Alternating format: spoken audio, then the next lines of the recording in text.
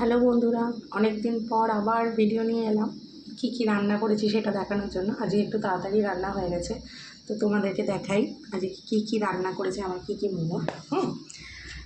দেখো, লাউ দিয়ে ডাল, ধনেপাতার লাউ দিয়ে মুগ ডাল, এটা হচ্ছে লাউয়ের খোসা ভাজা, এখানে আছে পটল ভাজা আর আলু ভাজা, এটা হচ্ছে রুই মাছের কালিয়া, এইটা হচ্ছে বলো তো দেখি ধনেপাতা সর্ষে পোস্ত দিয়ে পাবদা মাছের ঝাল, এটা হচ্ছে আমের চাটনি, আর এটা আমার খুব প্রিয়, জানি না তোমাদের কেমন লাগে, এটা হচ্ছে পটল আলু মানে সবজির খোসা বাটা।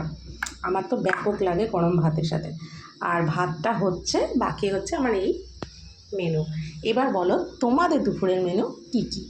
ঠিক আছে, চলো টাটা।